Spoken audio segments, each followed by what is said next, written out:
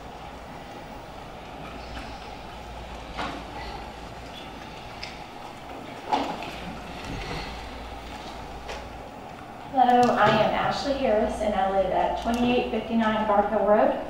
I was driving down Rittenhour Hollow 2 days ago and found a notice that was posted on the side of the road. This is the only notification that I had of this meeting or anything that's going on. And so I feel like the developer did not do their due diligence to post a public notice, and so a citizen had to do it for them. So that's pretty much it. I just don't think that they advertised well. So, thank you. Thank you. Anyone else? Anyone else? Third, final, and last call.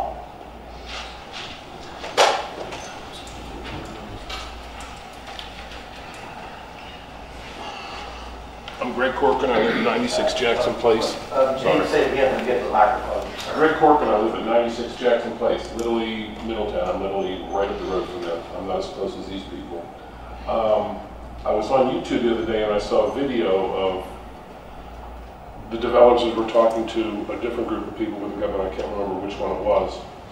And somebody mentioned that when they were talking about Reliance Road and the people going out the back way, they said, if I remember right, I may be misquoting them, that they don't think people will use that road to leave.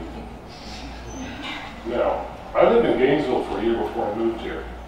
And believe me, they won't use the Rittenhour hallways on day one. But on day 2 through the future, they will use it every day because they'll realize the traffic light getting out on the 340 and 522 is a complete CF. So they're going to start doing that. They're going to go down Reliance. And everybody here has already talked about Reliance and Guard Hill and Rittenhour Hollow. They are not made for heavy traffic. So, that's all I wanted to say. Thank you. I just want to make one point. William Robinson, 44 Rittenhour Hollow Road. Okay. The property that's supposed to be gifted to the county on Rittenhour Hollow Road is nothing but hollows and hills. So how is anything going to be built on it? How's a park going to be built on it? And how's a school going to be built on it? And if they do build a school there, how are they going to pay for it? You can't even take care of what you got now. That's all I want to say. Thank you. Mr. Chairman, do you have a repeat? Sir, can you come back up and repeat your name and address into the microphone? William Robinson, 44 Rittenhour Hollow Road. Thank you. Anyone else?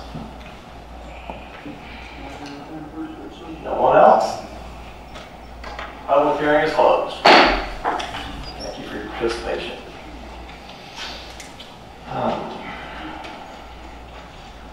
The only one I can address is Ms. Harris, saying she wasn't notified. Ms. Logan explained before the meeting of advertisements in the papers and everything else, and I mean, we tried to do our due diligence to make the public aware of this. I will say all the notice was in accordance with the state code. Okay. We did follow the state code notice requirements. Yeah, I couldn't post the property on the Rittenhour Hollow Road side because they didn't know that. We actually put a sign back on someone's property, and we got called to remove it right away because it wasn't their property being rezoned. So. Sorry for your inconvenience, but we'll follow the state guidelines. Okay.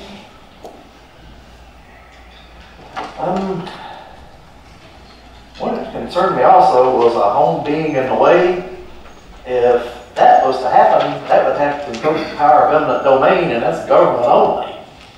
Mr. Sile, would you care to address that? The land is vacant. There's no residence on the piece of property between the Crooked Run's property and Rittenhour Hollow. It's vacant property. It's just an empty house. It's not even a house. Okay, thank you. It's vacant land. That's why I said I missed it. I wasn't sure. Okay, just wanted to clarify. I know it was a question, I just wanted to be certain that it's clarified. Okay. Any other comments? There's a lot of information keeps trickling in as opposed to tonight. I wasn't. Well, there's been a lot of talk about the comprehensive plan. That is not the current comprehensive plan. The quotes that Mr. Silac read are things that are in planning, and as you know, we're just beginning to work on the new comprehensive plan. The current one has designated urban development areas that we worked very hard on several years ago. And there's about, over 600, I guess it's 723 acres designated as urban development in this county, where this kind of development would be permitted. It wouldn't take any amendments to a comprehensive plan or to rezoning. We already have that availability here in this county. It hasn't been developed yet, but the possibilities are there. So I'm not looking to change the comprehensive plan, the amendment. Lot of information was given out on both sides tonight. Based on the comprehensive plan, and I didn't speak, but I did attend last night's meeting, in some of my own investigations and a few things. And, our community is terribly starved for commercial and industrial land. We have so much of it in Park. All the land to the south of town, there's no interstate that doesn't make it, very good commercial property. Linden's side is so mountainous. That's why during, the comprehensive plan, it wasn't, let's just pick a spot. The topography and the interstate lend itself very well to commercial. And I feel pretty strongly about that. A couple concerns that were mentioned that will probably still be concerned in commercial, that are also residential, is traffic and water. I hate to say it, even if we leave it commercial, and it does get developed, there will be some water and sewage demands that'll have to be met. So just because it's not, if this doesn't happen, you'll still have to deal with that. Traffic, the actual traffic numbers for the commercial property would be greater, but you would not suffer the commuter time delay. If it's residential, it's going to be the burst going out in the morning, the burst coming in at night. And that creates traffic jams. You see it in Linden 55 every morning, every day. And it would put that burden, there's some of it now anyway, but it would increase that burden there. But if it were commercial, depending on what goes in, even though the numbers would be higher, it would be more, after the morning rush. That's when business is open. And, so even though the total number of traffic commercial, depending on what's going in there, would be higher, I do sympathize that, the box store is gone. I do have some sympathy for that. I'm hoping in the next few years that commercial in general will find a way to reinvent itself, because all communities, not just ours, really benefit from those taxes. It was mentioned that the one comment was made, and I don't know how accurate the number is, but I know it's true to a point, that even though adding residential homes to citizens, they pay taxes, but with the schools and stuff, the taxes they pay don't compensate for the burden that's created without the commercial and industrial support. So I probably would not support this, but I also hope that he makes a fortune in commercial later, because I do believe in business and growth, and I do believe that everybody has the right to make as much money as they earn and work for. So even though I'm not going to support this, I hope he gets something else that's great that our community can support. The other thing is we do need to listen to our citizens, and I haven't heard any positive comments tonight other than from the developer. I don't see that it will benefit the citizens who are here now, so I'm not going to be able to support it. I'm torn. I hear what you're saying. At the same time, though, we have a huge teacher turnover rate in this county. Basic, one of the reasons being is there's no place for them to live. So if they're living like in Warrenton or Winchester or something like that, and realize that they can get a pay raise and not have to drive an hour every day, they go somewhere else. And our school system is suffering for it now with our SOL scores. I've heard that argument, but I've seen some figures too that say something like 50 people, and I think most of it's wages. I mean, I would argue that point. I have some relatives who are teachers, and I think most of it's wages. I disagree that it was arguable. I was a simple employee in the school system, and we'd argue all day. Yeah. Mr. Chairman, would you take a motion? Certainly. I move that the Planning Commission forward the comprehensive plan amendment request in the other three items, being they're linked together. We need to do individual. I gotta read them all individually. Okay. All right, well, here's the first one. I move that the Planning Commission forward the comprehensive plan amendment request from Ed Murray, Crooked Run West LLC to the Board of Supervisors with the recommending denial. Second. If you could please list the reasons for denial. Should we go in order, or does it? Wait, Or just we me? have to- Just me? Just me? Okay. Oh, since I made the motion. The biggest reason is it does not work with our comprehensive plan, and I feel that our community needs, being that's our only really good designated land for it, needs commercial and industrial zones, and we need not lose them. Second. Okay. Put the amended. All right. Obviously, no discussion. All those in favor? Aye. Opposed? No. Okay. Is there a motion on the second one? Yes. Mr. Chairman, if it's okay. Please. Let me find the right one.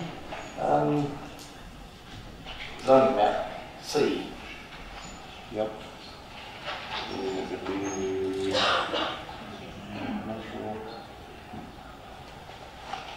Finding that the requested zoning is appropriate. I think that's the wrong one. It's not, this is that. It's not. That's why I was confused. I kept. I have the not in the next. Not. Yeah. Okay, put not there. I kept reading it. I was like, that's not it. Finding the requested zoning is not appropriate for the public necessity and is not good zoning practice. I move that the Planning Commission forward the application to the Board of Supervisors with the recommendation of denial to deny the applicant's request to rezone, change the zoning map classification of the property identified on tax map 12M, section 2, as parcels 11, 12, 13, and 14, to rezone approximately 57 point plus or minus acres from commercial C to suburban residential, approximately 37.6 plus or minus acres from agriculture A to suburban residential, and approximately 14 acres from commercial C to agriculture. Reasons the same, to save that commercial for our community, as stated in the first motion. Second. Okay. As a formality, all those in favor? Aye. No. Okay, third one. Put a motion on that. I'm getting there. Let's get those. Yes, go ahead. I'm tired. Mr. Chairman, I move the Planning Commission forward this application to the Board of Supervisors with the recommendation to deny the conditional use permit request of Ed Murphy, Crooked Run West LLC for a planned residential development. We want to reserve it for commercial, and I'm not sure the additional residential area is necessary. Second. Formality again, all those in favor? Aye. No. Okay, ladies and gentlemen, this wraps this up. Thank you for participation tonight, and this will be forwarded on to the Board of Supervisors. Thank you. Unless you want to stay for the rest of it, we'll give you the details.